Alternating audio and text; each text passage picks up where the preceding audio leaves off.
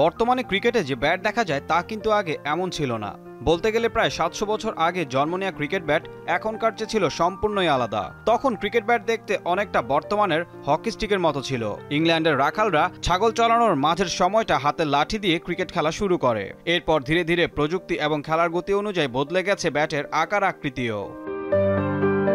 Cricket bat ব্যবহারের প্রথম উল্লেখ পাওয়া যায় ১৬২৪ সালে। সবচেয়ে পুরনো হিসেবে স্বীকৃত ব্যাটটি লন্ডনের ওভালের একটি সংগ্রহশালায় প্রদর্শিত হয়। ক্রিকেটের শুরুতে ব্যাট ছিল মূলত একটি বড় কাঠের খণ্ড যা পুরু এবং শক্তিশালী। এর গঠন ছিল বেশ বড় এবং চওড়া আর আকারে অনেকটা ছোট তক্তার মতো।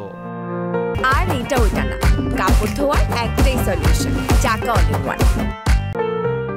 ১৮০০ সালে ক্রিকেট খেলার নিয়মে আরও পরিবর্তন আসতে শুরু করে এবং ব্যাটের আকারে সামান্য পরিবর্তনও দেখা যায়। শুরুতে ব্যাটের দৈর্ঘ্য প্রস্থের হিসাব না থাকলেও ১৮৩৫ সালে ক্রিকেট ব্যাটের সর্বোচ্চ দৈর্ঘ্য ঠিক করা হয় ৩৮ ইঞ্চি।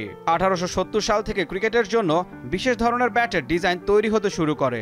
এই সময় ব্যাটের আকৃতিতে পেতে শুরু করে আধুনিক বৈশিষ্ট্য। ১৯০০ সালের পর থেকে ব্যাটের ডিজাইন দ্রুত পরিবর্তন হতে থাকে। উইকেটের আকারে পরিবর্তন আসার সাথে সাথে ব্যাটের আকারও ছোট হতে শুরু করে। ১৯০০ সালের মাঝামাঝি সময় বিভিন্ন ধরনের ব্যাট তৈরি হতে থাকে। এই সময় ভারী এবং শক্তিশালী ব্যাট বেশ জনপ্রিয় হয়ে ওঠে। প্রযুক্তির উন্নয়নে আধুনিক ব্যাটগুলো বানানো হয় চওড়া এবং পাতলা।